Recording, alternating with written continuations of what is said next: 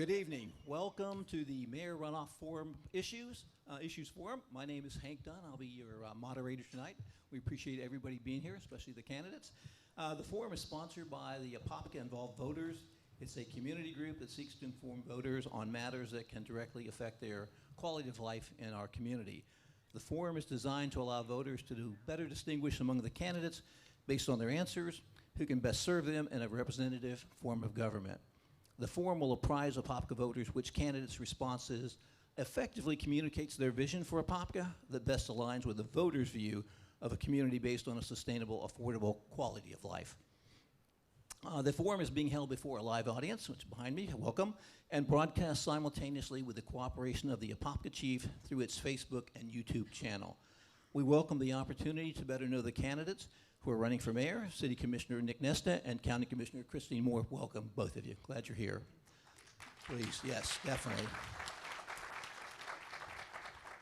The essence of a city mayor's role often involves making critical decisions on resource allocation, staffing, capital projects, and financial management to ensure the smooth functioning of the city. Neither of the candidates have had prior direct operational responsibility for governing the day-to-day work of a city of nearly 600 city employees. Therefore, serving as mayor represents a significant transition from the candidate's public policy formulation experience to providing crucial leadership to a city of more than 66,000 residents. The city's at a crossroads, we think, between status quo and positive, affordable growth.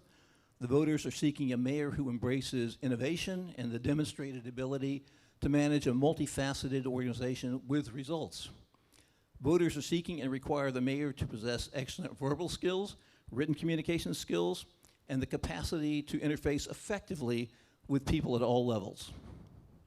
The mayor should convey the ability to utilize a wide variety of citizen participation tools to engage and educate the community on issues, which I think they do, and to incorporate successful citizen input into the public decision-making process, which we hope you will.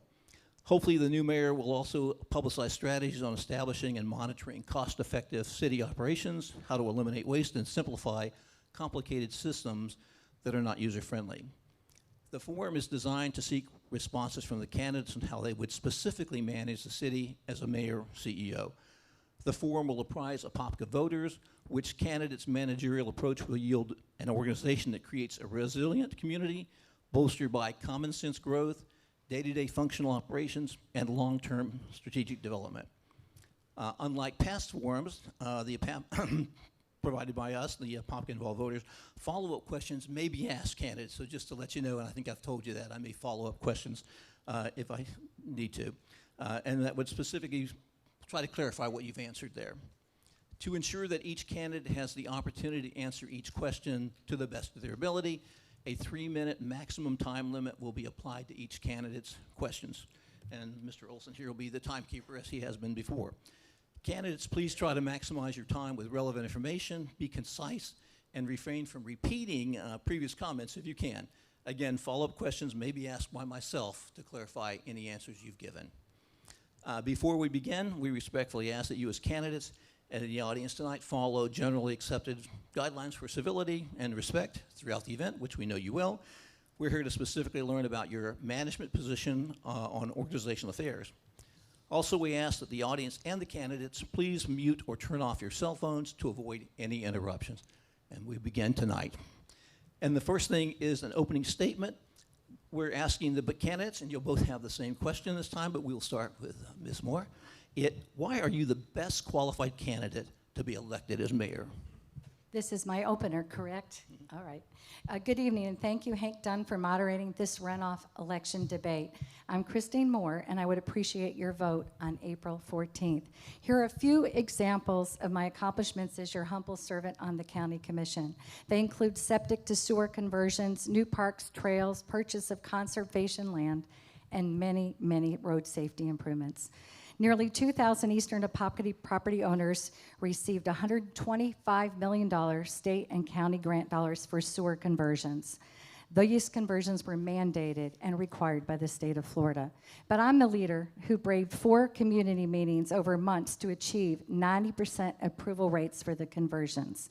Without residents agreeing to consensus, entire neighborhoods would have lost value, when owners couldn't afford replacement systems and septic would have been found in their front yards. So I organized neighborhoods, advocated with the state and county officials for capital funding, and utilities hired a full-time coordinator. Residents paid 10% of the cost, as 90% was achieved through our grant funding efforts. That's 10% or 10 cents on a dollar that the citizens had to pay for that infrastructure. So I organized neighborhoods, and I want to note that the approval process is now a model across the state, and it's the same process that we here in Apopka can use to lower utility or water rates for capital expenditures. Remember, I didn't vote for your increased water rates in Apopka. My opponent did. I can be the change with my experience from septic to sewer, and we desperately need that. My next major accomplishment is Magnolia Park, which received $6 million investment, initially under Commissioner Brian Nelson, but is now the crown jewel of parks in Orange County. Additionally, 2 major trails are operational: the Lake Apopka Loop Trail, the prestigious Coast to Coast Trail connecting our local trail system to the statewide system. I oversaw major restoration to the West Orange Trail, bridge structural refurbishment, resurfacing, wayfinding, signage, and more. These trail improvements are the groundwork that I would use to renew downtown Apopka, because we can connect the trail to 5th Street while fully developing an antique, craft, vintage, and entertainment district. As mayor, my priorities will be infrastructure improvements throughout the city. I will join city and county staff together to make the best progress in Apopka's history. Additionally, I have a thorough understanding for securing federal dollars. In fact, I was successful in getting $5 million for Rock Springs improvements, which now are in design. My prowess on infrastructure earned me the endorsement of the Orlando Sentinel and just most recently, Sheriff John Mina. With your vote on April 14th, Apopka can achieve our purpose and destiny, and I truly believe Apopka deserves better, and Apopka deserves more. Thank you. Mr. Nesta, the same question. Good evening, everyone, and I just want to thank Victory Church for hosting us, as well as the Apopka-involved voters. Thank you for hosting this, and thank you most importantly to the engaged residents that are here tonight and watching online. I'm a husband to an amazing wife, Lauren. We actually just celebrated our 10-year anniversary, a father of twins, and a small business owner, and I have a master's in real estate from UCF. I grew up here in Apopka. I started my business here. I met my wife here, and just like you, many of you, you know what it is to be raising a family during these difficult economic times of rising water, sewer, and sanitation costs, which I did not approve. I'm running for mayor because I'm the only candidate that has sat as a duly elected commissioner in the city of Apopka and had to successfully advocate for the most basic of items, like moving public comment to the beginning of a city council meeting where it's supposed to be, and having it properly live streamed for all the residents to view after the now former mayor unilaterally moved it to the end of the meeting and turned off the live stream for all the residents to see it. I've brought new policies to fruition that have saved the city millions of dollars since I was elected by way of an updated investment policy for the taxpayers' funds, as well as a real estate policy that stopped the city from selling real estate millions less than what market value was. What I do want to be clear about is I'm not running against any person. I'm running against the residents of Apopka. The city isn't a political stepping stone for me or a talking point. It's home. And I humbly ask and thank you in advance for your vote on April 14th, 2026. Thank you, Mr. Nesta. And now we're going to begin the general questions, and we will just go back and forth between the candidates. And I'll start with Ms. Moore again on this question, and then we'll seesaw back and forth.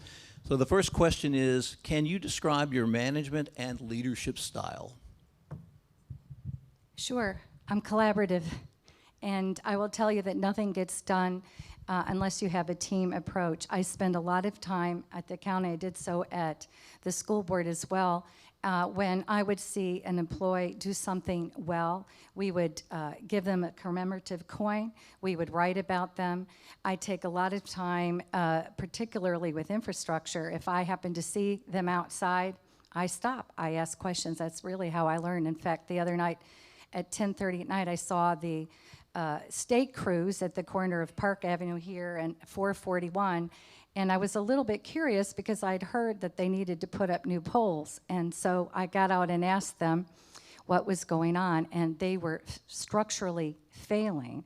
And I said, well, that's interesting because it takes about 1.5 years to get new poles. I go, yeah, we're just going to have wires failures. We're going to have to come back. I wouldn't have known that. I've got notice to proceeds and all those kinds of documents, but it was getting out of the car and talking to the men doing the work. And so my leadership style is never, ever to get in front of an audience and dress down an employee that I've seen my opponent do. Every single meeting, we have somebody from his crew going after Blanche in the finance department. You would never see me do that. You know, I follow Matthew 18. If I have a problem with you, I'll go to you first. And I have never had that issue in Orange County government. I have never torn into people from the dais. I am behind the scenes, join hands with them, work with them, ask them how I can help. One of the things I would do on day one would be to convene all of the employees together and ask them what they need. What would they need from me to be successful? And I will certainly host regular roundtables with all the employees, of course the public as well, but you asked about management style. And so the employees, I'm only as good as the employees. We will hire wonderful employees. And on day one, that'll certainly be our task to get a strong manager in here that can support the vision that I have for the city that was, of course, developed from all of the communication that we do, from listening sessions I did all last fall to I knocked on over 3,000 doors, giving people a chance to tell me what mattered to them. And so my management style is collaborative. It is working together. It is never belittling. It is never shaming. And if we have to have tough conversations, which we do sometimes, it'll always be behind closed doors. But we would be Team Apopka, and it'll be a pleasant place to work, and I look forward to being your mayor. Thank you.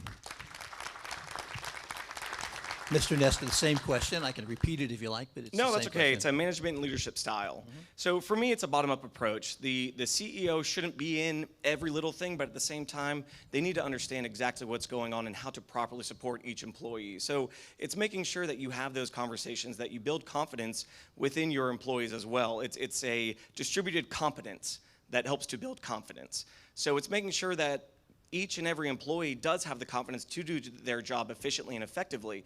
And if they don't have something that they need, let's get on it quickly and see what can happen. How can we bring that to fruition?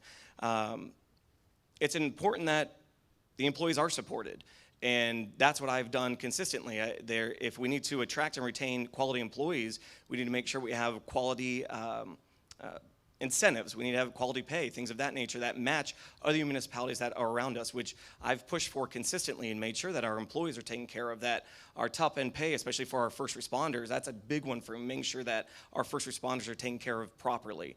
I've always supported our first responders in every capacity I can. I have some in my own family that I make sure that they're taken care of. That's our best insurance policy, making sure that all of us are taken care of. So for me, it's making sure that you're not getting in the way of anyone, but making sure that you're supporting them from the bottom, pushing them as far as they're willing to go.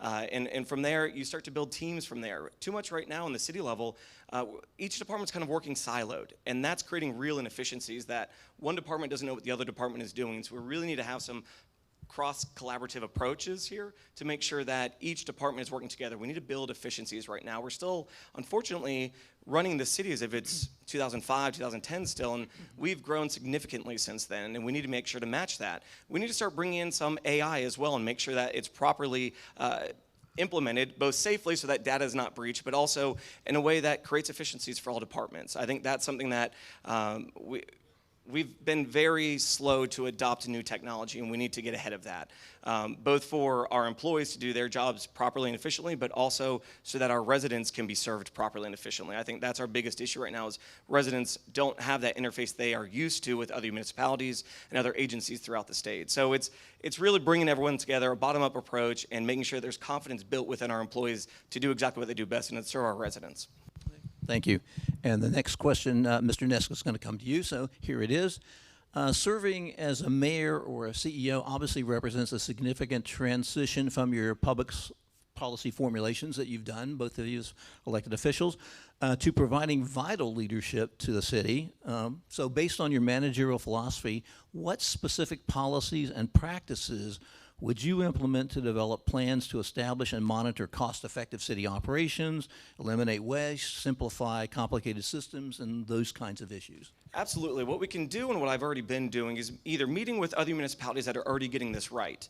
I think that's the thing. We don't need to reinvent the wheel, and that is what creates more efficiency, is let's look at what other municipalities are doing well and copy some of that. It's okay to do that, and they'd be willing to meet with us. Many city managers, mayors, elected officials are willing to meet with us to give some of those good ideas, those high-level ideas of here's how we created efficiencies, here's how we turned our city around, here's how we created a downtown center that was not attractive 10, 15 years ago and now is an economic hub for the region. So it's not reinventing the wheel. It's making sure that we're connecting with other local municipalities and kind of having a synergistic relationship with them and their ideas. One big one right now is having our economic development department actually do what it's called to do, build development economically. So we need to be able to bring in businesses, but also sustain the businesses that are here and provide value to them. That's one of the biggest things that we're not doing right now, is we're not using each department to its fullest potential, and one of the ones is economic development department. I think they need to be properly staffed to be able to not only figure out what the current businesses need that are here locally and provide them those resources, but also attract synergistic, complementary businesses that will also help our region and what the residents want to see. We did a study, I think it was last year, about $240 million of economic dollars are leaving our city every year because we don't have what our residents want. And it's time to bring those dollars back in an efficient way. We also need to start to implement AI and use technology to our advantage. We're still, I know I answered that in the last one, but it's something that needs to be properly implemented throughout all the departments. There's not enough efficiencies being built in, and it's wasting our time and our money, and it's a lot of employee salaries that are being spent on time that we don't need to be doing, that other municipalities are getting more efficiently on. So when we talk about leadership styles and where we can build efficiencies, it's really just getting our city into the 21st century. That's going to be key to making sure that our residents are served properly and our employees are backed properly to do their job efficiently. Okay, thank you. And Ms. Moore, the same question. I can repeat it if you'd like. Well, it was about policies and practices of leadership. And so since we have 3 minutes, I'd really like to start a little bit with the leadership activities and degrees and skills that I've had. I went to the University of Michigan, graduated at the top of my class. I have chaired many committees on the school board, the communications committee I chaired the entire 10 years that I was there. At Orange County, I've been on the United Arts. I've chaired Metroplan, the region's transportation board, and I also currently serve on the Central Florida Expressway Authority. And so when you have those experiences, you certainly learn best practices and many ways to do it. In terms of policies and procedures and practices, I would certainly model my leadership style off those particular boards that I served on. It's always about having collaboration with the other board members. And so you would never see me, once I'm on a board, we work in tandem, because we would have, for example, one of the first things I would do is convene the new council. I guess we're calling them a commission, thanks to the charter amendments that you all passed. But so the new Apopka City Commission, I would convene them in annual retreats. Now, these are all publicly noticed meetings, but it's a chance to let your hair down a little bit, talk about your goals and your priorities. And so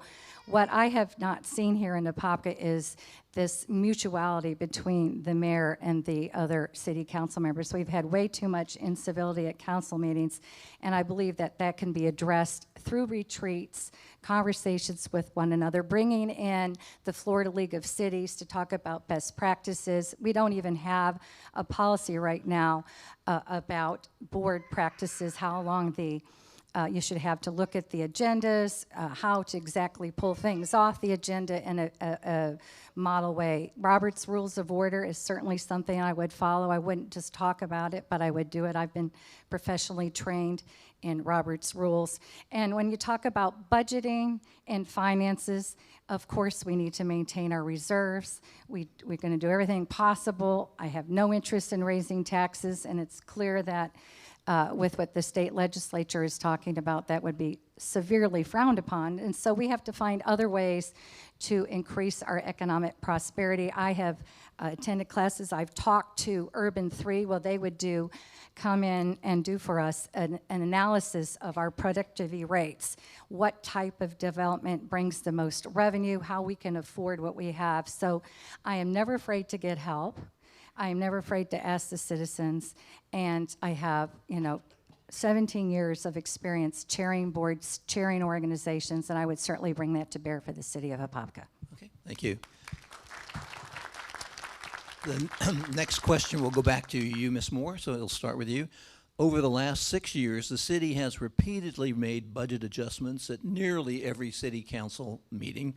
How would you ensure the public that budget amendments are adopted based on necessity and not just routinely?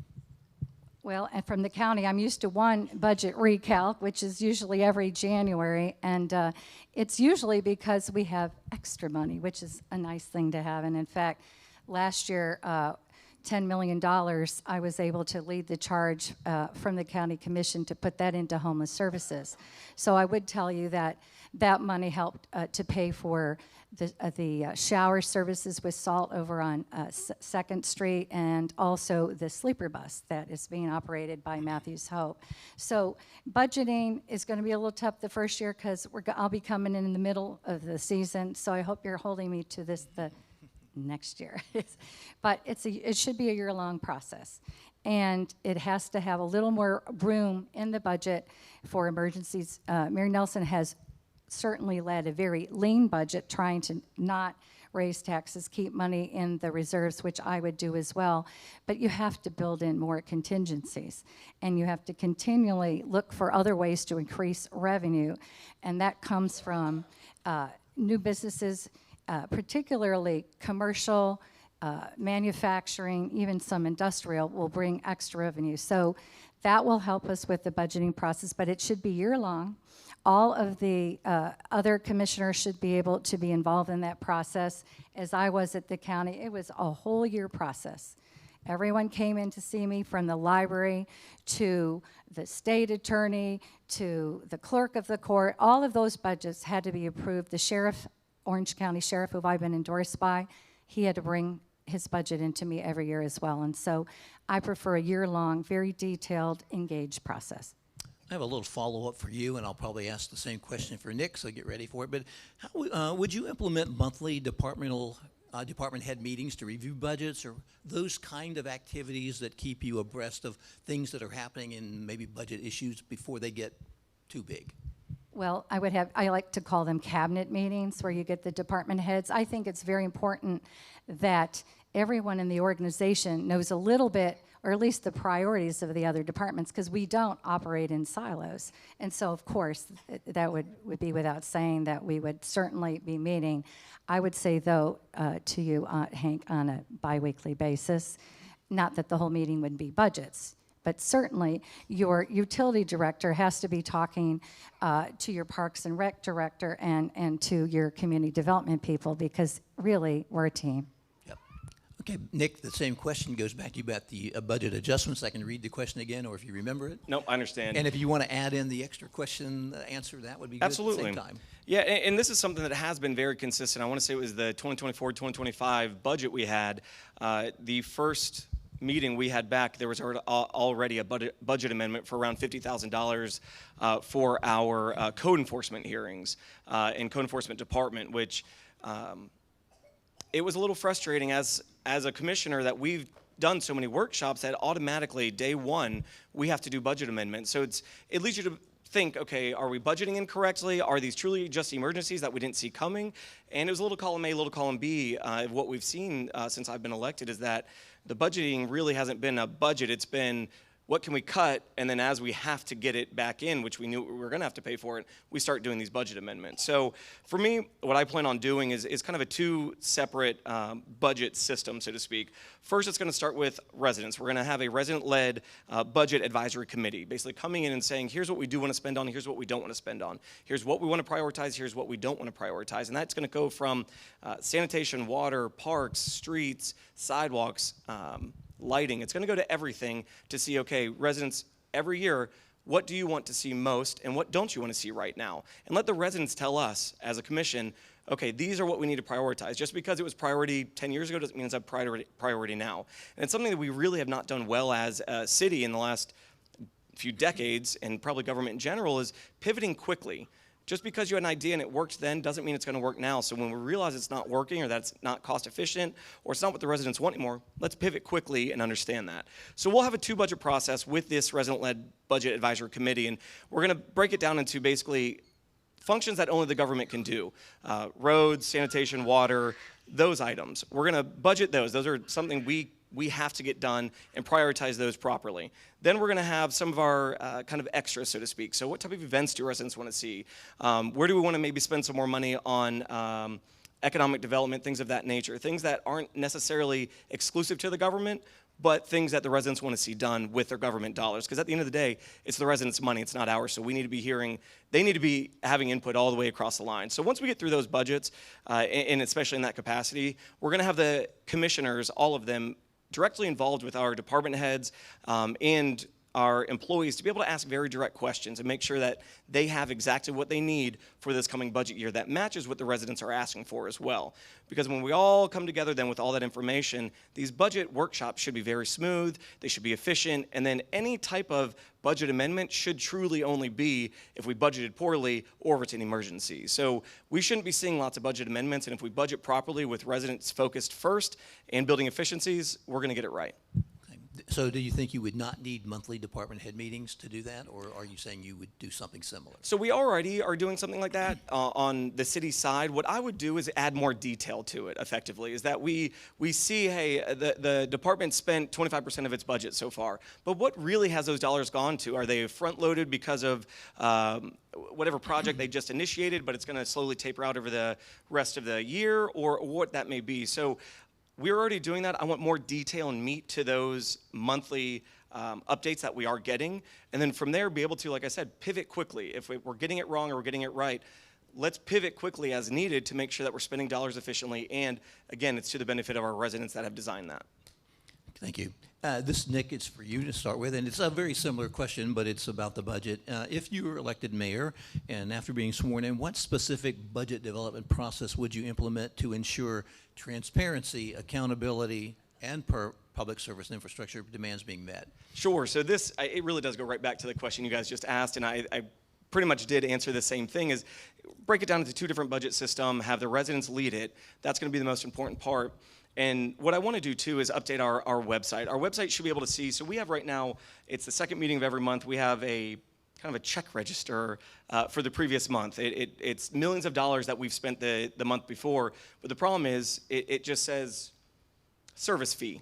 Service fee to what? To who? For what? And in what department? So what we need to do is, what I want to do is really break those down, add some meat to those so that residents can go in online, click on it, it tells you, okay, that was for this specific road at this time with this project, so that residents know exactly what's going on. And they also add a timeline to our projects. I think that's something that residents are getting really frustrated with right now, is while we're budgeting and we say, and residents come to me, hey, we have tennis courts coming, we have pickleball, and I can say, well, we budgeted for it, I approved that, but where is it? What's happening? We don't know what those timelines look like because there's not enough information coming from City Hall in the current form that it stands. So when we start to open up our residents back into able to engage with staff properly and really ask questions, have our commissioners ask questions directly and not limit that, we're going to have a lot more engagement, we're going to have a lot more transparency, and residents are going to feel confident where their taxpayer dollars are going. Right now, they just don't have that. Okay. And Ms. Moore, the same question. I have a hard time understanding why they don't have it now when you've been on the council for 6 years, but I will attempt to answer the question from my perspective, coming in as a new leader and bringing change. Zero-based budgeting and also looking at service level. When you look at the fire and the police, there are national standards to get your ISO rating and to have your accreditations, and they're very prescriptive. How many officers per the population? How long does it take for a service call? That's same for fire and police. So you develop your budget based on these service needs that are national standards. With the rest of the departments, I think it's similar. It's also looking at national park standards. I have Mandy Kimmer here from the county who did a great job with their county parks that made me think of it. Thank you, Mandy, for being here. You know, you look at the acres of park space per the number of residents. So this last year, our staff went out and bought 26 acres for another park at Sadler Road and 441. And I've heard Bradley Williams at the city talk about that. We're behind in the city with the number of acres per citizen, but we have all these little pocket parks that could certainly be higher functioning. I've had a 10-year love affair with Dream Lake ever since I wrote the history of Dream Lake as a school board member, and it pains me to see no one there, no playground equipment, and no pavilion, and I would love to see our citizens there with their reunions and their birthdays and all kinds of events. But you have to build that. You have to build that from your zero-based budget.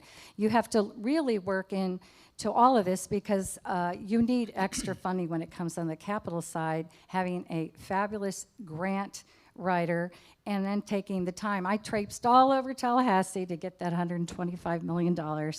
I was on a boat on Lake Apopka with the executive director for St. John Water Management begging for money, and we got it. So, you know, Lake Apopka, Tallahassee, that's what you've got to do. Follow national standards and protocols and service level desires from the public. Of course, the public would be involved, but you want to use national standards from the experts to get it right. This is a follow-up to that question for both of you, so it's similar. You know, there's a lot of talk at the state level about changing the way we collect taxes and who pays taxes, and the governor has a bunch of things like that. So in the same vein, how would you start to close the gap of future funding, you know, differences that are not there? So, and I'll start with Nick this time. And it doesn't need to be a big question. It's just a follow-up to the last one, so it doesn't need to be 2 minutes. But how would you address those kind of liabilities that might be coming? Yeah, absolutely. It goes back to, again, the budgeting process that I would like to take. Get ahead of where this is going. We can see the writing on the wall. Residents obviously want to save money on their taxes. Absolutely. So again, breaking down the budget into two different what's required, fire and safety, sanitation, water, roads, we will already have that budget in place to know what our base needs are. And then we'll be able to extrapolate, okay, what can we possibly tighten our budget on? Where can we sharpen our pencil? And then where can we also get maybe some collaboration with our local business owners and major employers around here and see how they want to get involved? We have a lot of great companies that are employing thousands of our residents. How would they like to give back to our community? And some are already doing that in some capacity, but we can get more specific with that and a little more efficient with that. So I think that's what's key right now. And again, as we start to use AI and technology, that's going to be huge for finding where we may be losing some dollars here and there as well. Okay. And Ms. Moore, same question. It was just a follow-up. You know, if you had liabilities that show up and state budgets require you to do something different, or the state law requires you, how would you address that? Clearly, we'll have to do it, but I want to take a little counterpoint to the one thing. If the state's plan, which all of us in this room probably would love to have lower property tax, I don't think anyone here would probably vote against it, but the ones who will end up paying will be the businesses, so I doubt they'll give you any extra money, and all the folks living in apartments and townhomes. And so it will just shift over to those people. So as to how you get your budget leaner, I think we've talked about a little bit, Hank, in terms of the zero-based budgeting, the level of service. You always have to have options for the council, for the commission. The commission, I'm going to get it right by the end of the evening, now that we're at the Apopka City Commission. But you develop strategies and consensus by providing options. You know, option A, well, maybe we don't have any parks and rec services anymore, or I don't know, maybe we're not going to have a development department. I mean, these are things that could seriously happen depending what the legislature comes up with. We're hearing they'll go back in a special session and maybe they're just going to tweak the homestead exemption amount a little bit higher, and it won't be as great as counties and cities have feared. But the one thing, I had a conversation with a fellow the other day, it was Sunday, and he didn't understand Save Our Homes. And he didn't understand all the extra exemptions he could actually apply for now. So I would absolutely offer meetings at the community center to make sure our seniors and our citizens are taking advantage of all of the options to get their property taxes lower that already exist. Great, thank you. And this question is going to go back to you, sorry. It's going to go back to you quickly. What specific legal or governmental actions would you employ to slow down growth since it's rapidly overtaking scarce resources? Well, this is one of my favorite questions because we've been doing it at the county, so I'll start with the positive of what I've learned from being there. Most of you probably helped on this one. There was a charter rural boundary amendment that was put on the ballot in 2024 that limited growth at Round Lake Road. And so recently we had a developer, and I was sitting at the city council meeting, who was just trying to have the highest density right along Round Lake, and I got up and testified about all the rural settlements right in that area, the rural boundary, and thankfully it was Commissioner Anderson and Commissioner Velasquez made the motion, and he changed his vote, and they voted it down. Well, you know, it takes a little bit of help from the public to be in there. I don't understand at the council meetings why nobody comes to that afternoon session to talk about the developments. They're online. At Orange County, boy, if we have a big project, they are there in the droves. I will get 400 emails and meeting after meeting after meeting from people who are just invested in standing against growth. And so this council, they voted for 10,000 units, more than 10,000 units since 2022. I have not done that.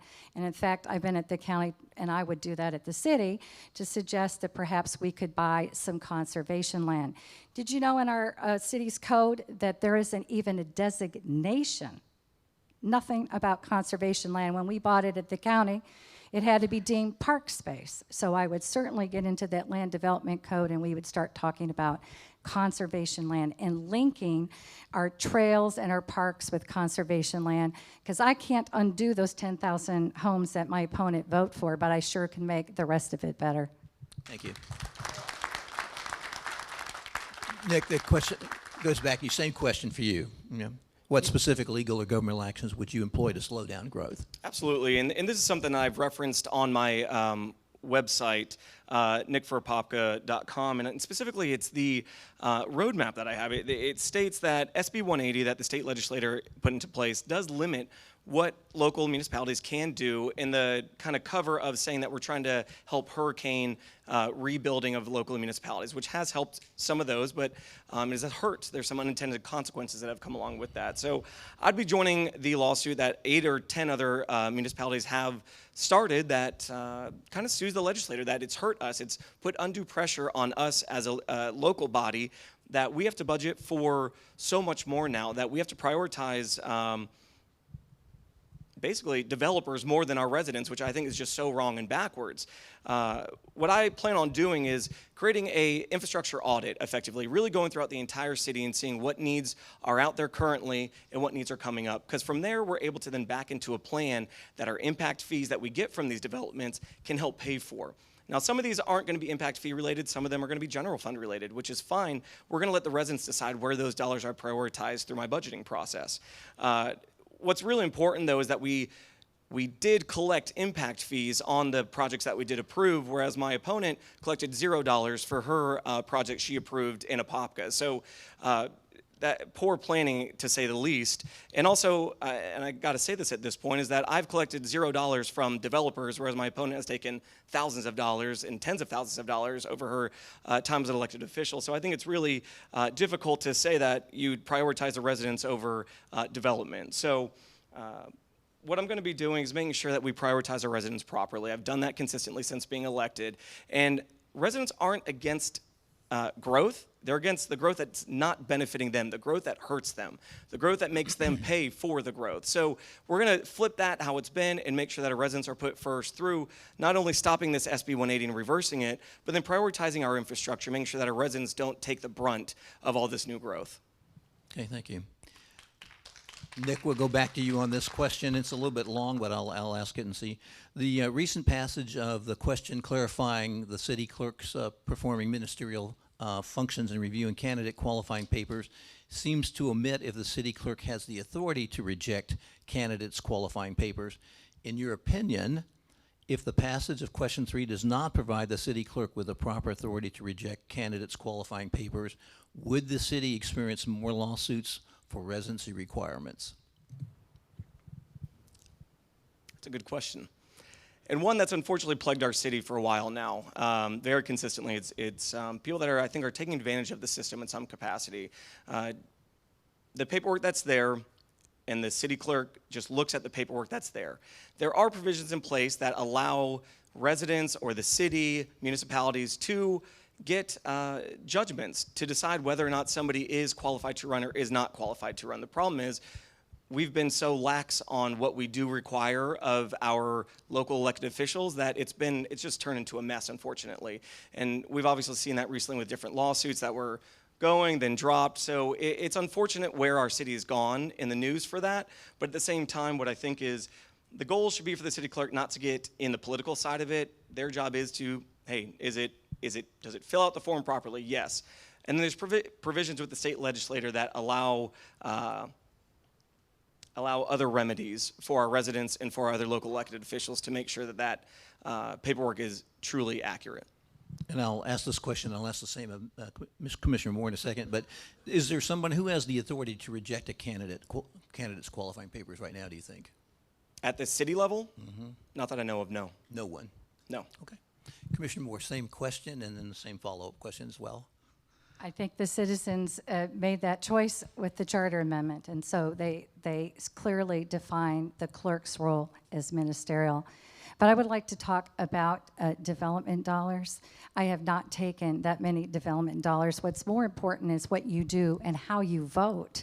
My opponent has voted for 10,000 home sites. I have never done that.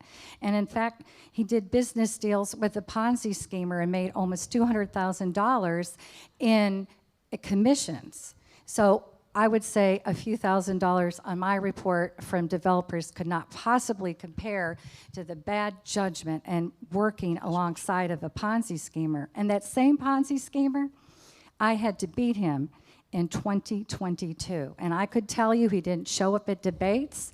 He didn't show up at forums. He paid people to pretend that he had a whole entourage at his announcement. It was very clear as early as 2022 that something was not right about that gentleman. And I guess I shouldn't say gentleman because he ripped senior citizens in our community off of their life savings, and you profited from it. And so back to infrastructure and your question about that, if you want to talk about infrastructure, you can see what I've done. It's really about the city clerk question, yeah. Don't get confused. Okay, I'm not confused. I'm not confused, Mr. Nessa, but I'm setting the record straight. Yeah, I can read the question again. Again, it's regarding the city clerk. I have nothing else to say about the clerk. Thank you. Okay, thank you. This question is for Commissioner Moore, and the voters approved question 6, establishing at-will status for all employees not covered by employment contracts. As mayor, what specific employment regulations would you introduce to the city commission for approval to comply with the adoption of that question? Well, certainly that is an HR question, and then we would certainly look at other municipalities and counties, and it would have to probably be a full-on workshop to make that determination. I'm not prepared to do that unilaterally today, but that is always the model. If you're looking for new policies on code enforcement to adding more passive or natural lands for all your future development approvals, any of those things, you can go to other counties, other cities, other municipalities and find the very best policy. So that process, I would institute Monday workshops where needed with these big new ideas, and we'd take a little time. It wouldn't be Monday to vote on it on Wednesday, but it takes time for everyone to weigh in, understand the process, check around with other leaders, and I've always believed in that. With any new commissioners, I believe in mentors. I had a mentor as a first-time school board member, as a county commissioner, and so it's always important that with new members in the community that you set things up very step by step and give everybody a chance to come into an understanding. And at that point, it works very well to make these, I'm not going to be able to say council, commission decisions. Mr. Nesta, same question. I mean, I think the residents spoke loud and clear, which is really good. I think there was past administrations that really got the city into trouble because we had employees that were locked into contracts that the new administration, once it transferred power, were no longer able to make the decision they needed to make that were best for the residents. So this got ahead of that, making sure that there's no backroom deals in that capacity. So I think this is good. The residents obviously read it, understood what it was saying, and it's going to be a benefit to our city as a whole. With that being said, all of our employees, the majority of our employees, other than department heads, have been in that capacity. So it's great that moving forward, it's not going to add any additional strain. Expectations are going to be set very clearly with all of our employees moving forward, so there's no ambiguity there. So I think it's good. A lot of our charter amendments that were passed and brought up were resident-led. I think that's the most important thing. These were from residents that gave so much feedback during workshops, and we made sure to format these properly with what the residents had said and asked for. And then from there, it made sure that we cleaned up what was just an old charter that really we should be doing every 3 to 5 years. Pivoting quickly is what I'm all about, and we have not been doing at the city level. So the charter amendments and charter review committee, whether it's commission-led or resident-led, needs to be happening every 3 to 5 years. I think it was very successful and happy with the way that it went. Okay. I was going to ask another follow-up, but I'm going to change my mind. I'm going to go on to the next question. So this will be for you, Mr. Nesta. After taking the oath of office for mayor, if you become mayor, what burdensome city regulations specifically would you target for elimination or termination to create a more affordable community? So I'm thinking zoning, parking, setbacks, all those things that you'd have privy to. Well, a lot of that comes down to you can't make unilateral decisions on that. That needs to be commission-led and truly resident-led. What are the residents wanting to see? And then, again, how do we pivot properly for that? So it's not something that day one a mayor in any capacity can just change completely. It needs to be something that is commission-led and commission-voted on. So it's something that we can have workshops and have those discussions with the commission to make sure that everybody's on board for whatever those adjustments look like, whether it is parking regulations or things of that nature.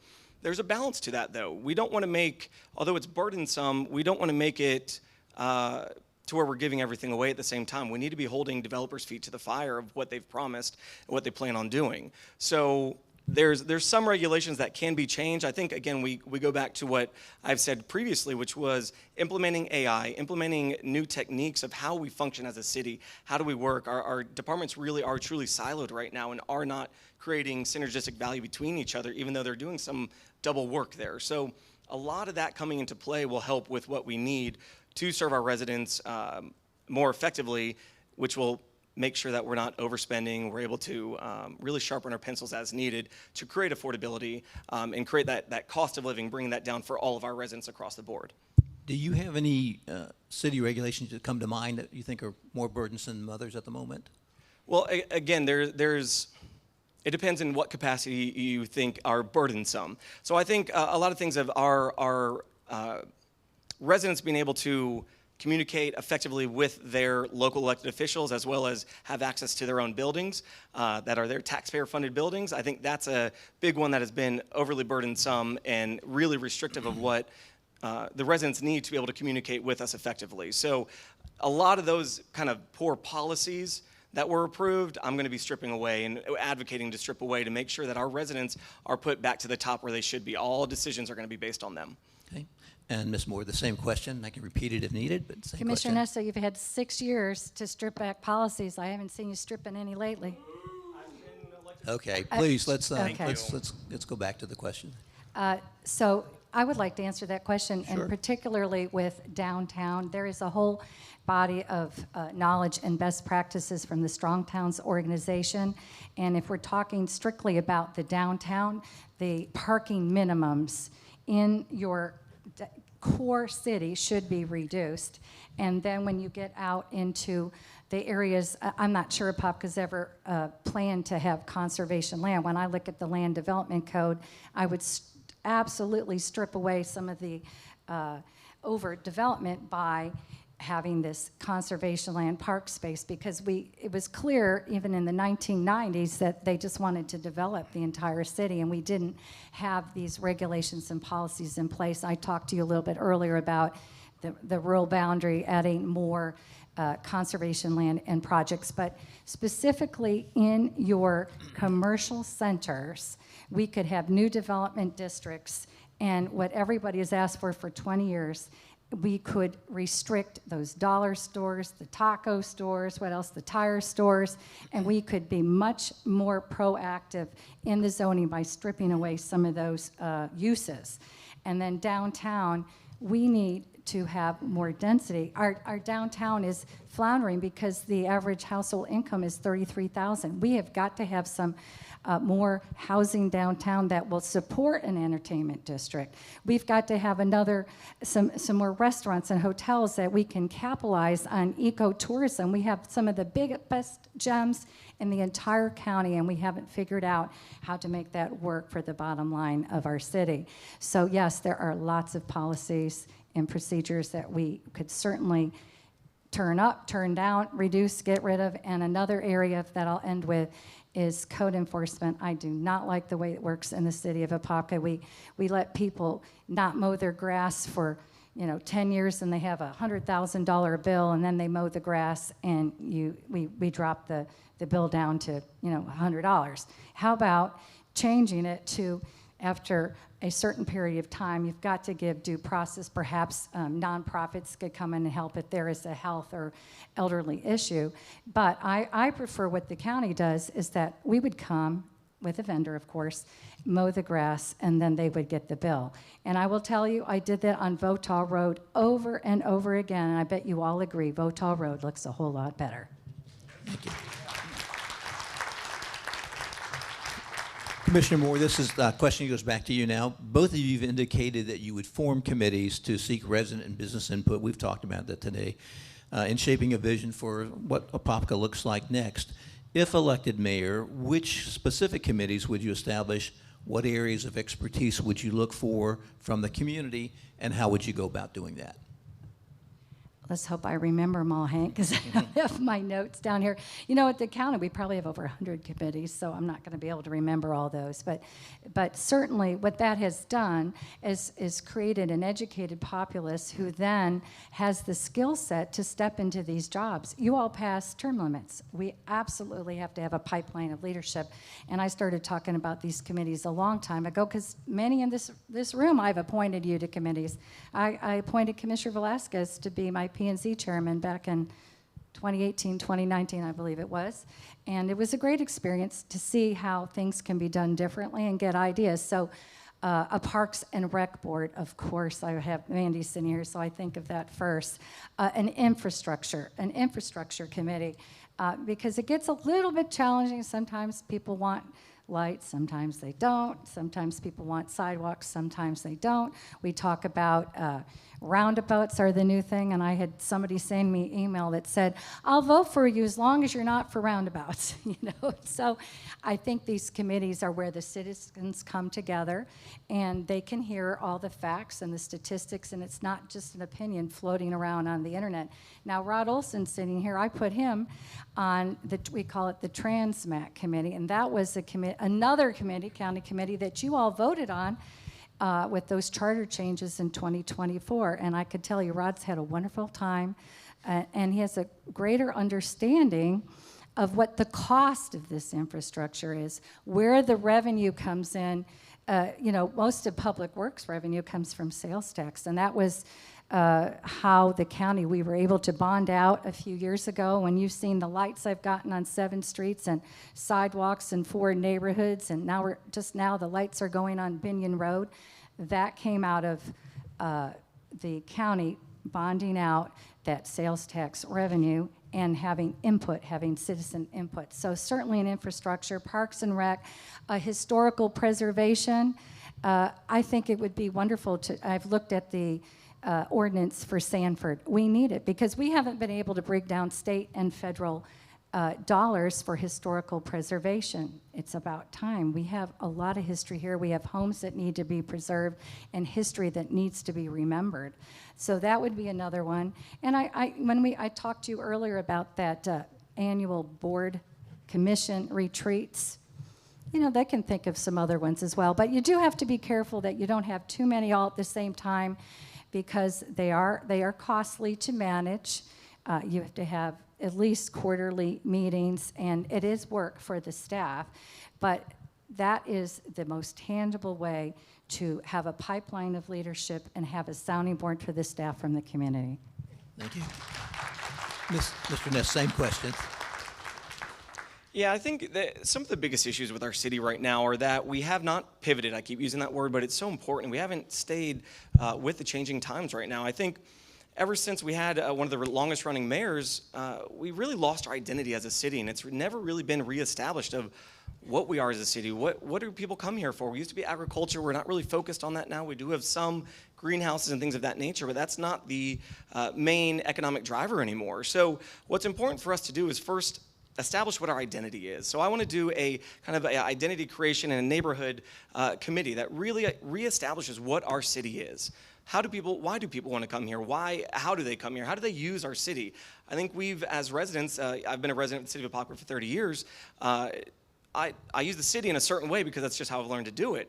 The problem is we need to start teaching all of our residents, this is a new way to do it. Get out of your cars, walk a little bit more, go take a walk down this park. So it's really kind of reintroducing the city back to the residents. So once we create a new identity and really what our goals are as a city, we'll be able to start to create these other kind of subcommittees, a Parks and Rec, a budgeting committee, a downtown corridor committee, infrastructure committee, and kind of a neighborhood and district committee. I think it's really important that we start to, as our city has grown, and it's grown in such a way that was established well before I got on the dais, and well before many others have gotten on the dais. The die was cast for lots of new developments up in the Kelly Park interchange specifically. And so with that, once that starts to get built out, we really need to, again, identify how we're going to use our city and really reintroduce that and have fun with it with our residents. I think what we need to have is residents that want to be involved. I think put it out to the residents that want to get involved and have them come to us. Hey, we want to be on Parks and Rec. We love that. Our kids are here, or our kids were raised here, and we no longer have kids in the house, but we want great parks still. Whatever that may be, I think that's important that people aren't cherry-picked, or that it's only because I know somebody that they got onto a board. It should be that any resident, regardless of status or where they live or anything of that nature, they get to be involved in the process of government. Once we start to do that, it builds community, and our city's going to only be better from there. So that's what's really important, is we really have to start from the ground up, really recreate our identity. From there, build out these committees that are truly resident-led, again, not just cherry-picked, but residents that want to be involved in that truly care. And then from there, we really create an absolutely incredible community that nobody's going to be able to rival Apopka from there. Thank you. And the next question goes to you first as well. And the question is, the city has been operating with several interim positions, most notably the city administrator. What are your immediate plans for recruiting and hiring a permanent city administrator? And what experience or qualities would you prioritize for that role? Specific to the city manager. Mm-hmm. So I'm going to start kind of broad, and then I'll get to city manager. What I'm going to do once elected is meet with every department head, and then from there meet with every staff member. I know it's about 600 of them, but I want to spend one-on-one time with each of our staff members to really see, what do you love about your job? What do you not like about your job? And what's your dream that can make your job better? Is it more help, more employees? Do you have the right tools? Do you have the right technology to efficiently serve the residents? Do you want to move up in this position? Do you like where you're at? What are all your goals overall? Do you feel that your pay is effective? So a lot of those conversations need to be had, and then as long as the employees are happy, the ones that are truly serving the residents day in and day out, we can kind of build our way back up to our department heads, making sure that they're in the right seats. Because right now we have so many different employees and department heads that are doing 1, 2, 3, 4 different jobs that look efficient, but it's truly not. We've been using that to balance a budget when really not serving the residents properly. And again, these are the taxpayer dollars, not just mine, just yours. They're the residents' dollars that need to be used efficiently. So again, it's going to go along with our budgeting committee to really advise us on what new positions they want.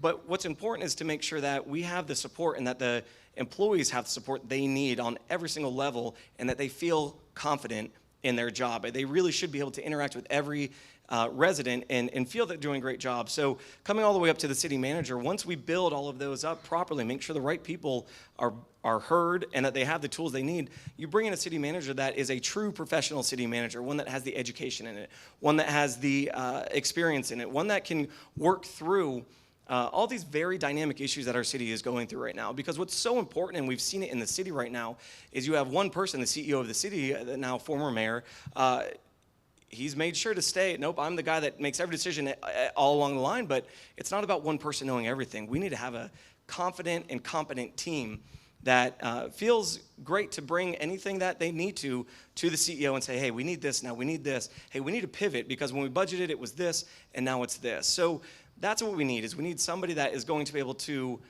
really problem solve through these dynamic issues. And as a CEO, I will be able to support properly. And I think that's the key. I may not be an engineer, I may not be an architect, but I know how to support those employees properly to make sure that they are positioned where they need to. And not all employees are happy here. Not all employees want to be in the position they are. So how do we move them to those seats that they want to be in or need to be in? And if they aren't happy with the way the city is going, then that's okay as well. We have those conversations up front and make sure that, again, the whole goal is to make sure that we benefit the residents first and foremost. Okay, thank you. Ms. Moore, same question. About the manager? Well, certainly that has to happen on day one to go out, and I would go out for a national search, but I know there's a lot of talent just here in Orange County that's interested in coming to work with us, and so I don't think that will be a particular problem. But I do want to take a little bit of umbrage with saying that Apopka needs to totally remake itself. You know, I'm an amateur historian. I wrote a book, and I will tell you that I am proud of the Native Americans who were here first, the Asawara, because they were known for growing potatoes along Lake Apopka. And what was so significant about that was they were the first tribe in the state which showed their technical prowess and innovation. And so I'm proud of that history.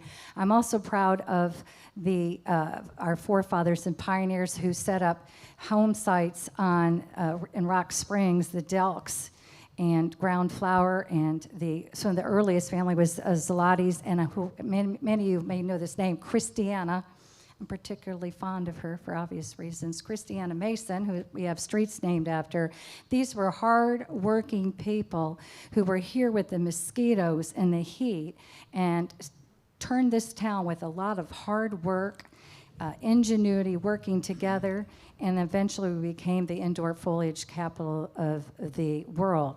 And so what I did as a school board member and a county commissioner, I used to do history tours, and I took students to Lake Apopka to have them understand the significance of that as the waterway for travel from Winter Garden to Apopka to the Wekiva River, and all of the story about how we killed the lake, but we brought it back, and now it has been recognized by the UN. So no, I think we need to tell all the new residents these stories, but we can do so much more. We can go back to potato festivals. We can celebrate our foliage. We still have plenty of nurseries here, and whoever I would hire as a manager is going to need to spend a little time over at that history museum, at the Museum of the Apopkins, because our history really matters. This is a question for both of you, and you don't have to answer it. A yes or no would be good, or a name would be good.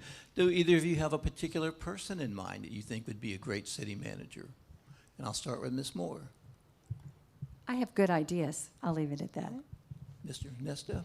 I'm leaving it out to, there's a lot of options out there, and I'm going to make sure that we make the right one. Okay, thank you. First question goes to Ms. Morgan, and it is, commissioners have reported receiving their agenda packets ranging from 250 to over 1,200 pages on 5 p.m. Friday afternoon before commission meetings the next week. What would you recommend as the minimum time for commissioners to receive their packet agendas to ensure commissioners have ample time to thoroughly review all the agenda items and to make intelligent decisions about them? They wouldn't want to see one of my county agendas. They are a lot longer than that. But yes, no, a week. It should absolutely be a week out. The agenda should be received by the commissioners a week out. And I mentioned to you earlier that I would certainly be offering workshops far in advance of that on major issues, so we have time for them to germinate and people to contribute and really craft something that is excellent. So I would also institute, though, a rule probably by Monday morning that if a commissioner, I got it right, not council member, commissioner wants to have something removed, they would have to notify the staff by Monday. I don't like this last second stuff at the meetings. I think it ends up very difficult for staff. It puts them in difficult positions when somebody just stands up and says, I don't like your budget, and then you get to the agenda item was pulled off, and then the person didn't have any idea or any particular reason for pulling it. It was just meant to embarrass that staffer. And so we can prevent that. There's a whole lot I could talk about ensuring civility at these council meetings. It is obscene what is going on at those meetings. It is chasing away development, investment, citizens, businesses. It is chasing them away when they see the way we behave. And our online presence is doing the same thing. So civility can come from a lot of these rule changes that you're asking about, Hank. 1 week for the budget, and then only the other commissioners would have to pull something by Monday morning. Monday. Okay, thank you. Same question for you, Mr. Nesta. Yeah, absolutely. No, in one of my first meetings, actually it was my first meeting, and it was, for any Star Wars fan, it was on May 4th. I'll never forget that. The meeting was 8.5 hours long, and it was a little over 800 pages, and I read cover to cover that entire agenda like I do every agenda. I make sure to read every page. As the only currently elected local and Apopka commissioner, I know how difficult that can be to truly be prepared for that Wednesday meeting, especially when new things have been popping up a lot and they ask for an immediate response to items that come up. So I know what it's like to have that time crunch and really need as much time as possible. The biggest thing is I need our commissioners to have access to all employees, to be able to ask those questions. It's something that I had to fight for, which I thought was a basic need, but I had to fight for it, to be able to meet with department heads, to truly have that access. So for one of the big changes I'm going to be able to implement is making sure that not only will the commissioners have access to all the employees at any time they need to make sure that they get their questions answered, and it shouldn't just be 1 or 2 questions and then they feel like they're a burden. They should be able to have the dialogue with whichever staff member they need to at the time to really get those questions answered. We're going through really unique times in the city, and they need to be able to discuss with each department head or staff member what those needs are. So for agenda packets, yes, they tend to be long, but sometimes it's just addenda. It's a lot of plat maps and things of that nature. So it's not always super salient. It's more of kind of filler pages, unfortunately. But what that does at the same time, it makes people turn off. So it's all about efficiency. If people want to see certain agenda items, we'll work through that. I am going to be implementing many different procedures and policies to make sure that our commissioners, even though I've advocated for it and the current mayor didn't want it and some of the commissioners didn't want it either, we're going to be able to bring proper protocol to how we can bring items to the agenda without having to beg for them. We're going to be able to advocate for the residents the way that we've all been duly elected to do. So I'm in a very unique position being here and knowing how to properly, being here as an elected commissioner, how to properly change this to a better quality of life for our commissioners to truly serve our residents. The agenda packets, you can pick a random date, a week out, 2 weeks out, depending on the topic and the item that is on there. It may need longer than that. So we have to be more conditioned and detailed on what is truly on that agenda and make sure it's timed out properly from there. And then another thing we do too that I don't know why we don't do is we have first and second readings of a lot of different items. We can space those out a lot longer too. For some reason, we always do back to back to try to knock things out quickly. What we need to do is really provide more time in between there. Let the questions keep coming in, because sometimes residents learn it for the first time at a meeting and they want to ask questions. So it allows that time and that dialogue, not only for commissioners, but for the residents as well. Okay, thank you.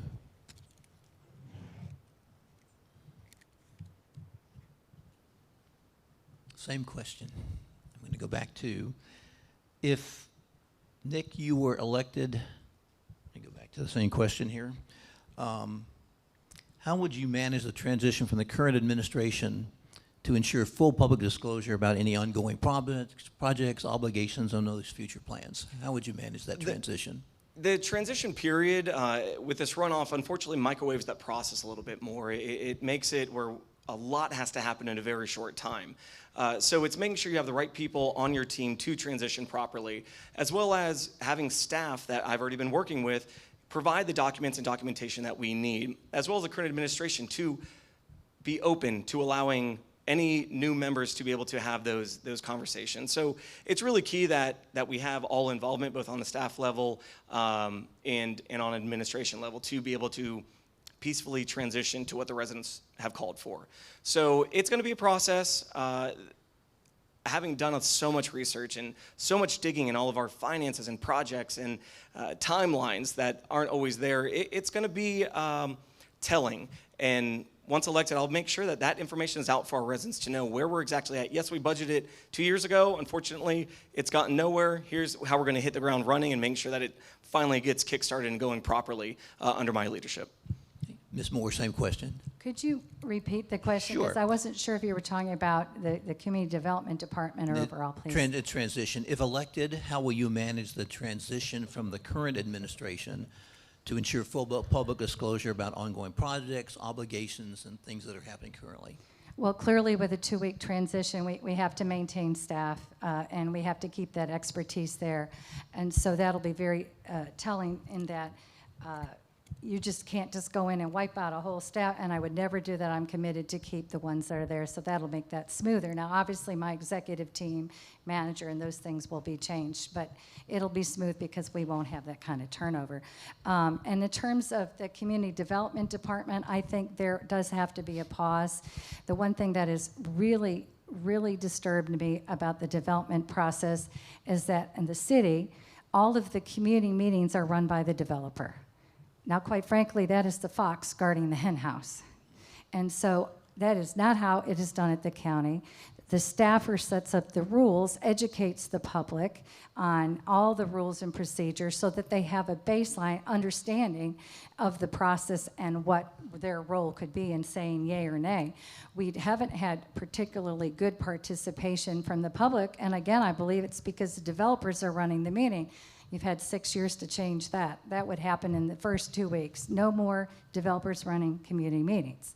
We will also have to probably take a little bit of pause to go back. I see a tiered system in terms of development, Downtown, the setbacks, the distances, the density should be higher. Your city core should be more dense. That's where the property is worth the most money. That's where you bring in the revenue, really a lot of times to afford everything in suburbia and the rural areas.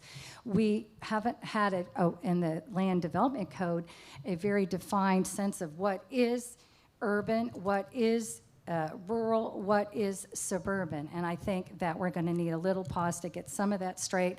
I am a big proponent, particularly in those suburban areas, of requiring more conservation land. I propose every single year looking at those impact fees to make sure development pays for itself. I've been very creative. I've shown up for the last year since I've been running to these development meetings and having initial discussions with these developers about, the impact fees are divided up year by year by year. Well, who can build a $20 million road when you get, $1 million a year? You can't do it because the money comes in such small chunks. And so I went up and talked to the developer, Palucci. I said, hey, we're never going to be able to get Vic Road widened this route. How would you even do it? And you saw the arrangement the other day with the developer of the KPI where he is building the road. That saves time on procurement and it lowers the costs. So clearly we have to get stronger and tougher with these developers. And I just remind you again, I did not vote for those 10,000 homes. Thank you.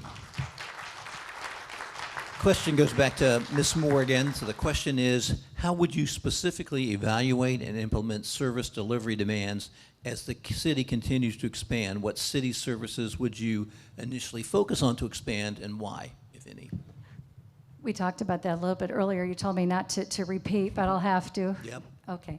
So clearly with your police and fire, there are national standards, and we have, Apopka has done a fantastic job of receiving that ISO designation year after year, and we have to ensure we have adequate police for the service time to get to a call. Nobody wants to wait 10 minutes for the ambulance or the police to come when you're in an emergency, and so that is a service delivery model.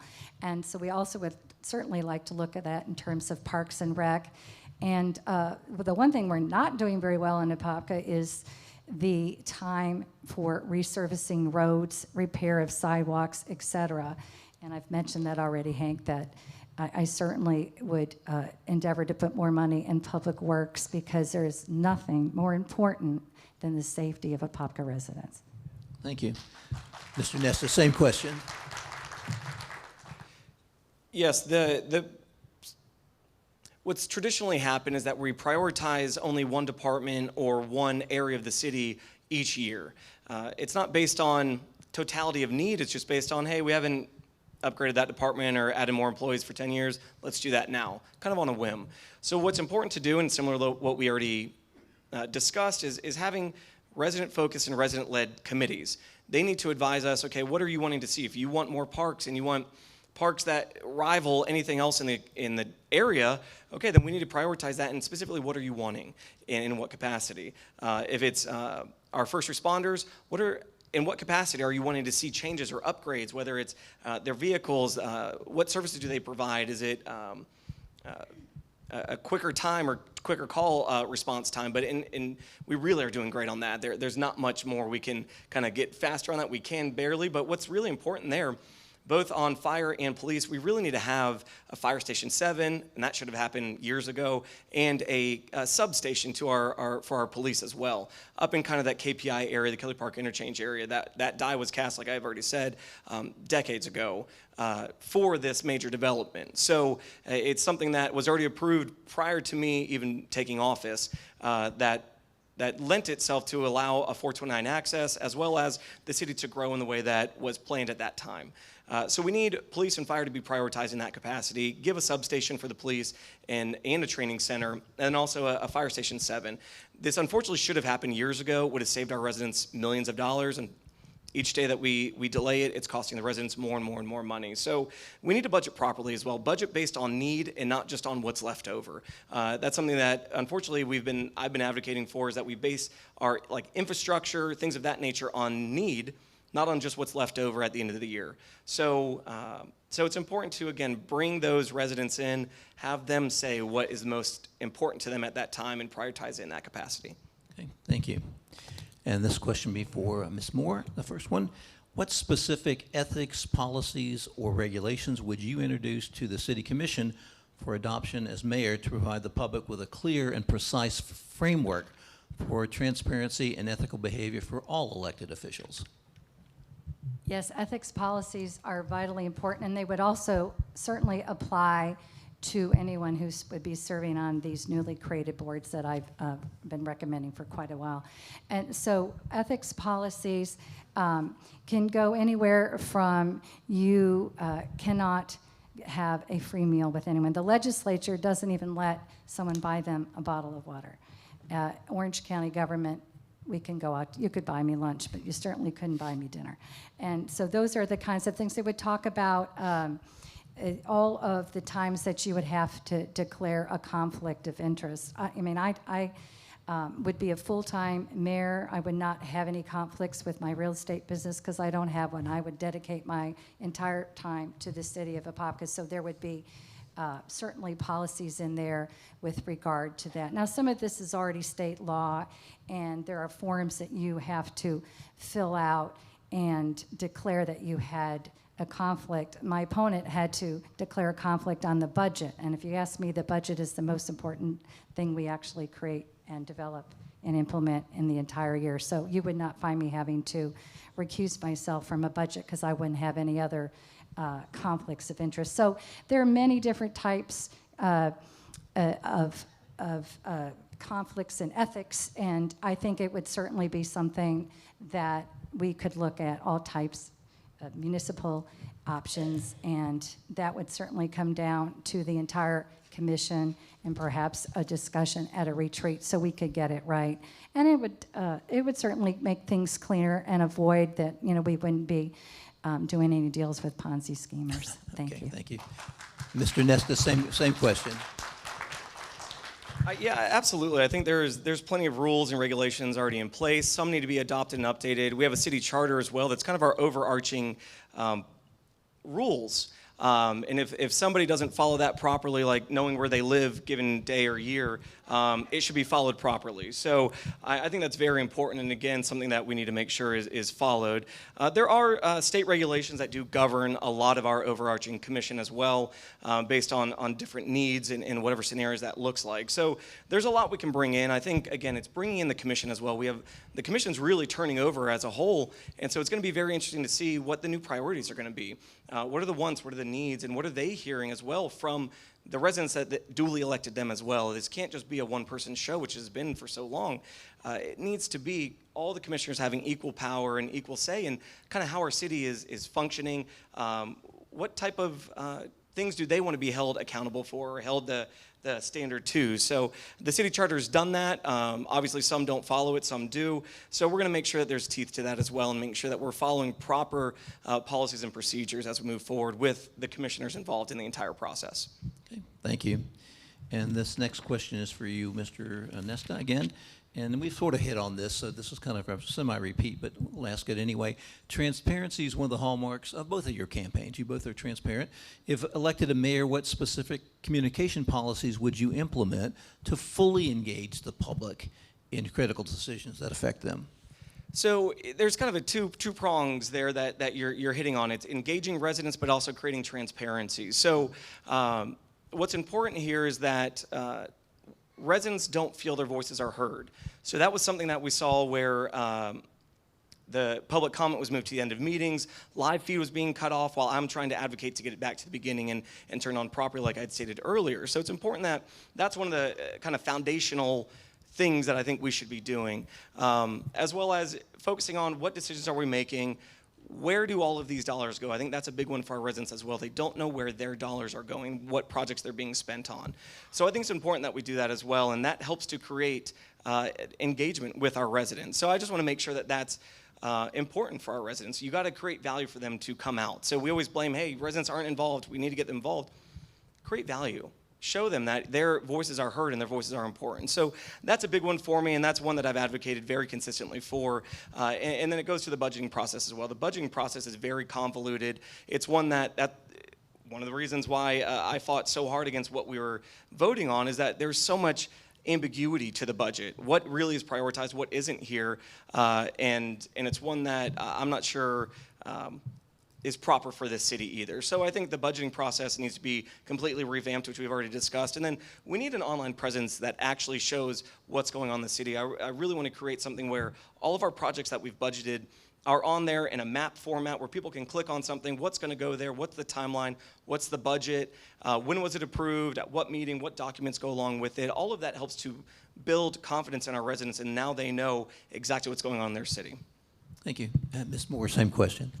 Communication policies are certainly having to evolve with online, with AI, and all these modern advancements. And so certainly we need a PIO, and we are really blessed here to have two media outlets who follow traditional, proper, educated journalistic standards. And so we want to always be sure the Apopka Chief and the Apopka Voice are and of course any of the city websites and online features are up to date, because what we have seen happen that has been so deleterious to this town is a few of the online people who use innuendo and rumor and are out there like they are completely normal, effective, and journalistic organizations that have good, solid reputations. And this town is not going to get anywhere if we don't have the city get ahead of it through any means possible and utilize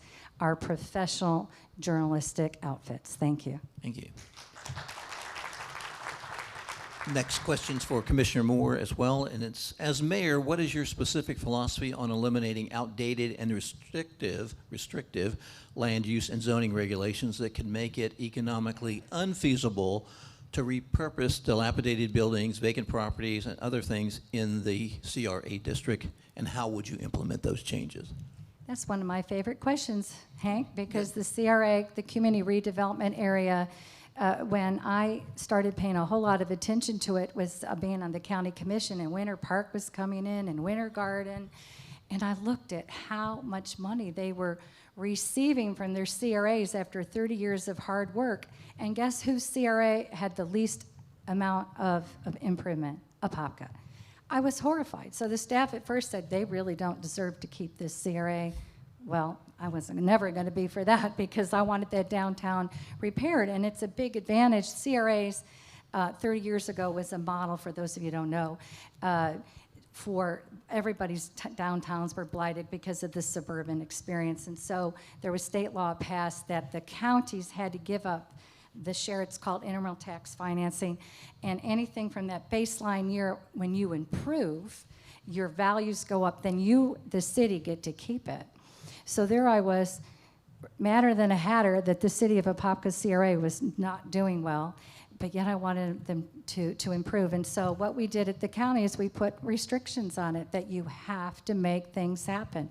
Oh, and then all of a sudden, you've seen the improvements. We've got wayfinding signage, a new trail, a skate park, $900,000, and we're finally getting some facade improvements, because I will tell you, that is what that money needs to go for.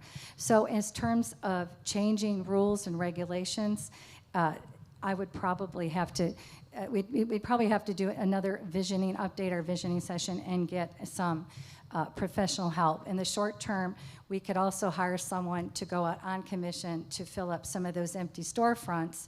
But everybody in this room knows if we don't do the facade improvement first, nobody's going to want to rent them.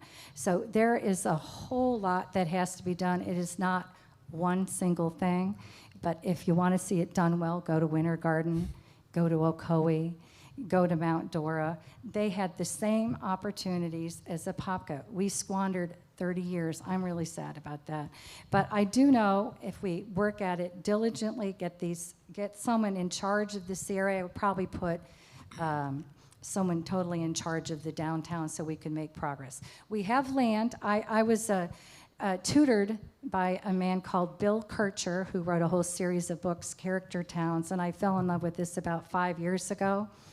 And they wouldn't let me bring props. If I brought my books, the stack would be about this, that I've read about downtowns. They will tell you tons of ideas. I don't want to lay them out specifically in order because a lot of them are artistic. They're involving the citizenry, involving businesses. But we do know what to do. We have to get the infrastructure fixed. We have to have a CRA director in place. We have to have facade improvements going, and we have to develop that downtown to its fullest. Okay, thank you.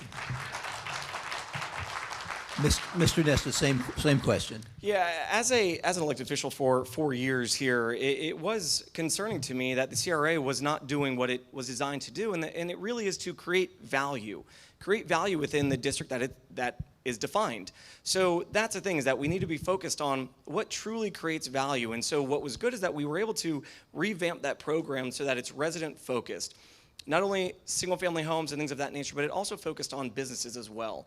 And you've got to tie those in properly together because you don't want to create a scenario where there's you're driving out and making it unaffordable for those residents that have been there for generations, that have truly built the city to where it is today. So it's a delicate balance. It's not a one-size-fits-all. And so I think that's what's really unique with my background, my master's in real estate, which is a lot in finance and in valuation itself, is that I'm able to understand, okay, if we do this, it's going to do that.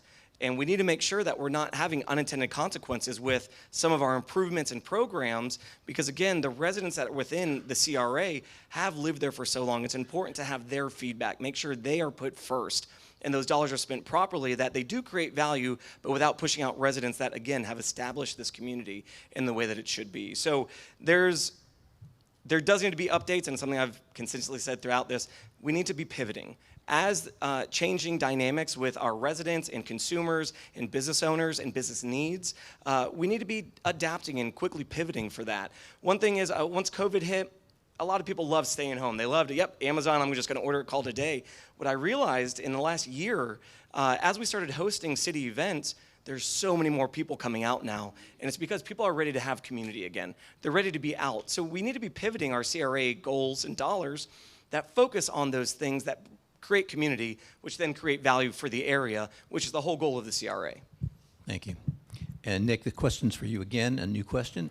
As mayor, what specific process would you adopt to evaluate the overall performance of your organization relative to providing all the essential services in a timely and cost-effective manner?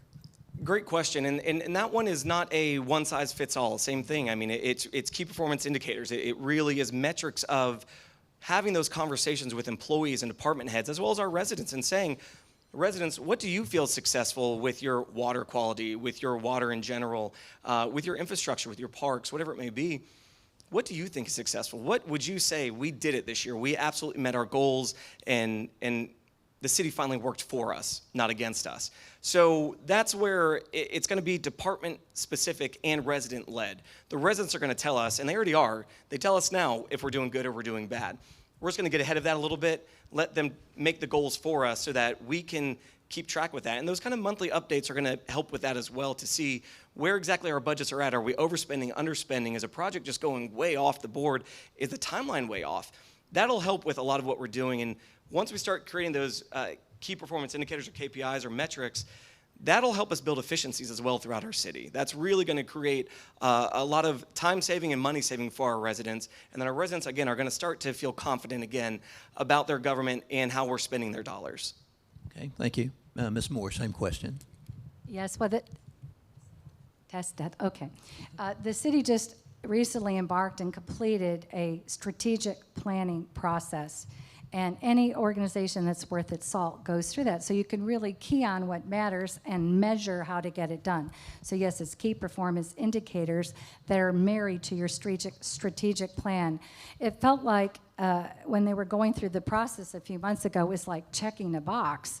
So I got up and I said to them, it's great, we have a strategic plan, but now the hard work begins. All of the department heads have to go back and find ways to measure their success. And that is where these commissioners can quickly tell if the staff is doing their job. I did it for years at the school board. It was very simple. What are the school grades?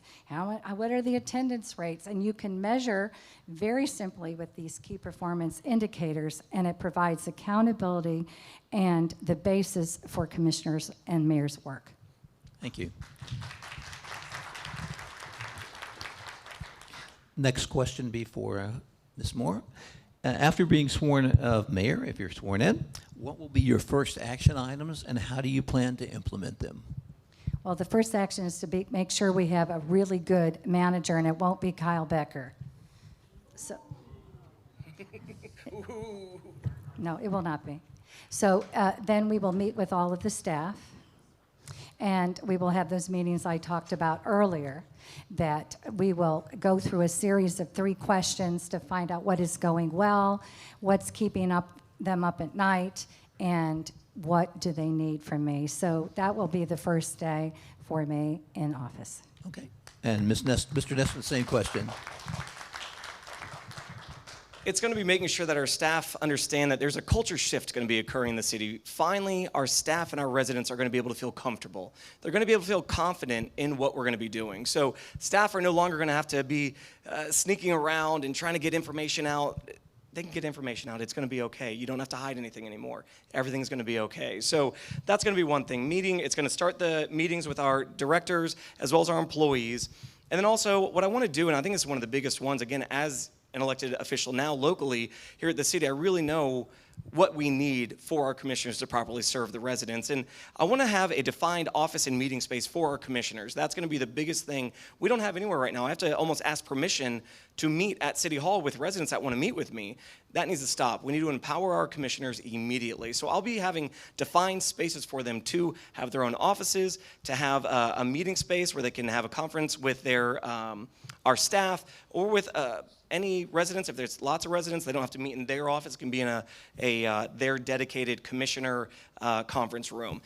So that's going to be a lot of quality of life changes overnight. It's going to happen quickly. Residents are going to see it. We're going to make sure that our employees feel comfortable and safe, and our residents feel comfortable and safe, and our commission feels supported by the administration. Okay, thank you. The question goes back to you, Mr. Nesta. If elected mayor, what's your specific long-term goal to ensure city parks and recreation facilities keep pace with our growth? Yeah, absolutely. And that's one that we've been working on for a while. We try to adjust our comp plan to add more green space, to have the requirement to have more green space. The state sent it back and said that's too difficult for developers to achieve, so we're not going to accept that. You can't hold developers to that. So that's unfortunate, but with the green space that we do have and the parks that we do have, I said it earlier in this meeting, is that we'd have a committee that is focused on Parks and Rec, that focuses on what our priorities are going to be for Parks and Rec. How are we going to budget? What are we doing right? What are we doing wrong? How can we do better overall? So it's going to make sure that we're getting that proper and make sure that we've talked about Camp Weewa is a great example. It's an asset. My wife actually, I know, did camp there as a child. So many of my friends did as well, and now we can have our children go there and multi-generations go there, but it's not perfect right now. We need to get it so much better, and it's taking money out of other places of the city, millions of dollars every year that we can get proper. So it's creating its own strategic plan for Camp Weewa of how to get that one up and running properly to really serve our residents and bring people into the city as well to really use that park. And one portion or component of Camp Weewa is that it has a pool. Do we want a pool there? Do we want a pool somewhere else? If we want a pool there, it's going to cost a lot of money to revamp what's there. So it really is bringing and prioritizing what the residents want, having them have the say in what we do. You can't just have one or two people focus and force that going through. Again, it's about pivoting as well. Pickleball has been a massive thing going around the globe. How do we not have pickleball courts here? We've approved them, but they're not here. So that's the problem, is we've had too many delays, and we need to be able to pivot quickly and get the residents what they're asking for and what they pay for and what they expect. Okay, thank you. Ms. Moore, same question. And it's about Parks and Rec. Can you restate it? Sure. If elected mayor, what's your specific long-term goals to ensure city parks and recreation facilities keep pace with our growth? Well, we certainly have to ensure that these developments pay adequate park and rec impact fees, because that was how we were able to buy this new park land here in Apopka at Sadler. So we'll make sure that the developers and the new developments are paying for that.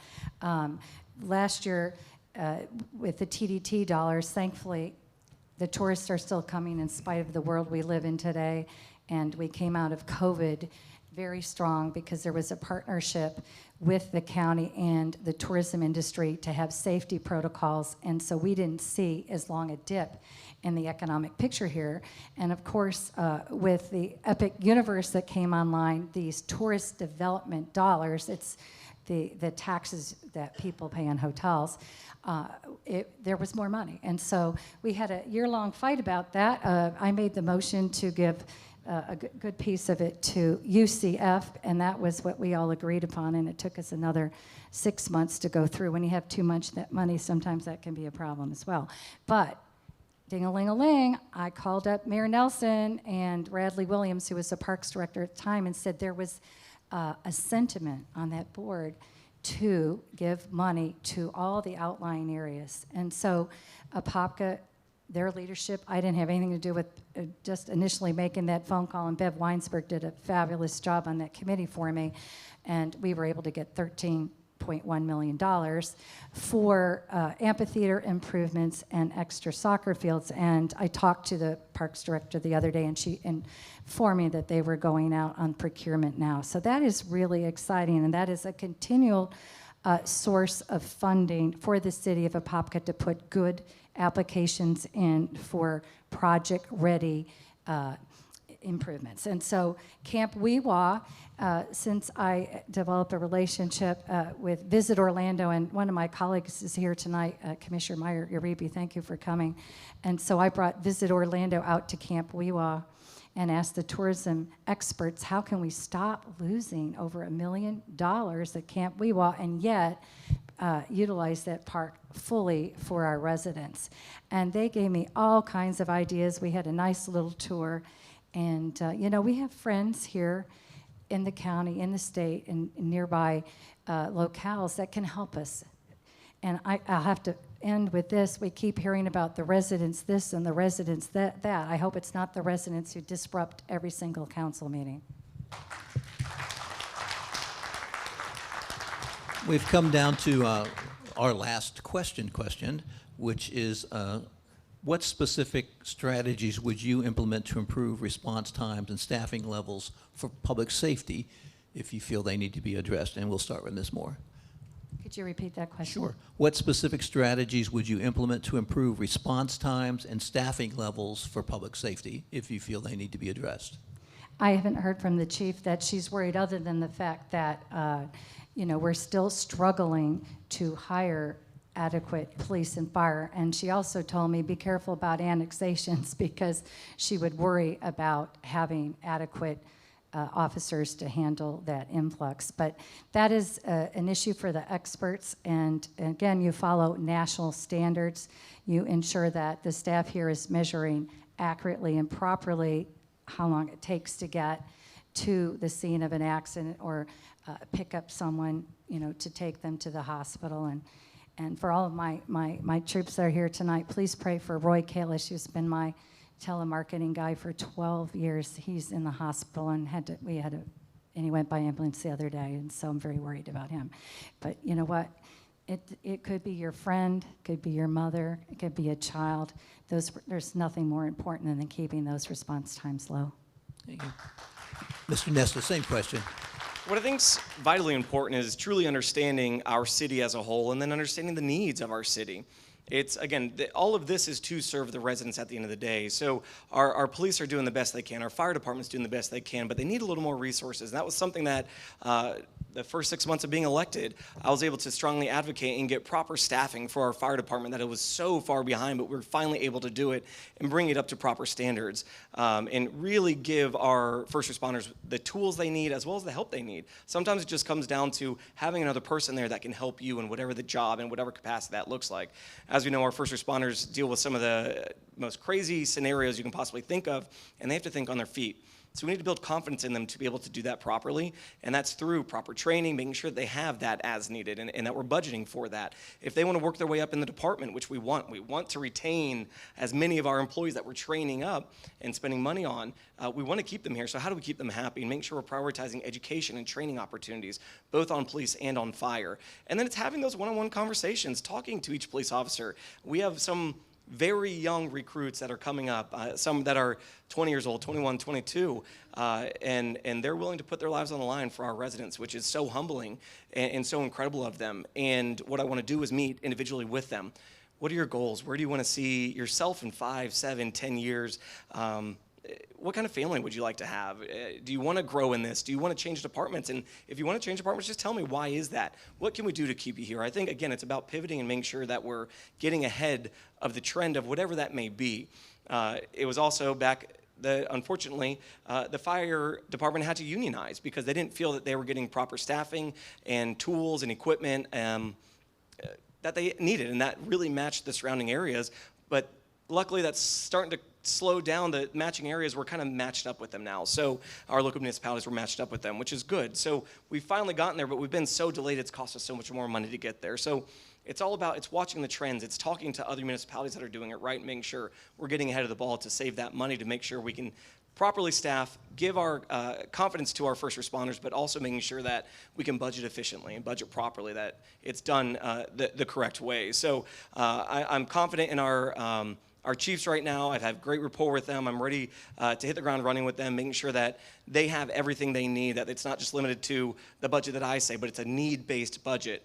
And I know we're going to need a training center and a substation up in the Kelly Park area, as well as a fire station 7. So those are immediate capital expenditures that we're going to need to be budgeting immediately, so it doesn't cost us more 2, 3, 4 years from now. Okay, thank you. Well, we have come to the end of our questions for you, which is maybe good for you, bad for us. We loved hearing what you have to say. But I do have an opportunity for you to have a closing statement, and I'm going to start with Ms. Moore, but here is the question we're asking you to do in your closing statement. Why should voters choose you to lead the city, and what will success look like at the end of your first term? And we'll start with Ms. Moore. All right, thank you, Hank, and thank you for your work on presenting this to the entire community of Apopka. It's much needed. With this closing statement, I will answer and prove to you how a Moore administration will lead to a better quality of life for all Apopkans. With Christine Moore, you'll have a positive, collaborative relationship with county, state, and federal agencies. This will result in more grant money, low tax rates, and expedited projects. You're seeing this in real time right now with my work and state county agencies with road resurfacing on Piedmont Wekiva, State Road 436 and Park Avenue. With my successful record of leading 24,000 employees while at the school district and 8,000 in Orange County, you will then at the city have happy and energized City of Apopka staff. I came to the City Hall one time to right-size the CRA and expedite productive expenditures. I came to safely drain down Border Lake, protecting the shopping center and Wekiva townhomes. And I came to discuss how to better coordinate infrastructure projects with the county and how to do better strategic planning. In fact, I now have an engineering firm ready to begin design for road improvements at Rock Springs and Welch Roads, where the light will be going at the McDonald's. I will require and lead developers into building additional road capacity, reducing the burden on our public works staff and costs borne by you, the taxpayers. I will have no conflicts of interest as I will serve as your full-time mayor, and I will ensure growth pays for itself. I will immediately call a retreat, talked to you about this earlier with our commissioners, bringing in the Florida League of Cities to establish healthy ground rules, policies, and civility, which is much needed at meetings. Disruptive behavior is always counterproductive. Incivility will not be tolerated at meetings. Our city, businesses, investors deserve a positive, non-threatening environment. As we work to upgrade our codes and ordinances, I will immediately institute new citizen boards to provide additional oversight. I will offer workshops in advance of board action to get productive feedback and community support. We can be the city on a hill, the most family-friendly, city in Orange County, a recognized trail town, have a character downtown, offer more local jobs so people don't have to leave town every day. We can have the best parks, the best concerts, top-ranked sports teams, and better shopping and dining. It takes hard work, consistent effort, and collegiality on the dais and in the community and online to make it happen. But Apopka's future really begins with your vote for Christine Moore on April 14th. Mr. Nesta. Yeah, I'll keep mine very concise. It's been a good night, so I want to thank again Victory Church for hosting us here, as well as Apopka Involved Voters and Dr. Dunn and team for hosting this forum. And thank you to the residents both in person and online. This is really important to truly understand how our city is going to move forward with proper leadership. Apopka deserves leadership that isn't afraid to ask the hard questions, challenge bad decisions, and put residents' needs first. I don't need to imagine what this city could be. I've lived it, I've worked in it, and I'm raising my family here, and I've provided a roadmap to its success. I've proven on the commission that I will continue to stand up for the residents, protect quality of life, and fight for transparency. As I stated in my opening statement, the city is not a political stepping stone or talking point for me. It's home. I humbly ask and thank you in advance for your vote on April 14th, 2026. Thank you. Thank you, candidate. Thank you. On behalf of the citizens of Apopka, I want to thank both the candidates for participating tonight, giving the voters their views and letting them know concern about our community in general. I'd also like to thank the city voters for listening and attending this Apopka Mayor Runoff Issues Forum. I hope the evening's been informative for those in the audience here and for those at home. And candidates, we wish you good luck in your coming campaign, and we knew that you'll be glad to see it when it's over. It's a tough road, but we're glad you're there. Thank you, Victory Church, for the use of these facilities, and the Apopka Chief for the use of their streaming services. Without their services, the voters would be deprived of a valuable education tool, which they can see online. Finally, like we always do, we urge every citizen to know the issues affecting Apopka, understand each candidate's views on those issues, and most importantly, exercise your right to vote in this important election. So please exercise that right on April 14th and in every election cycle. Your vote counts and your voice is important.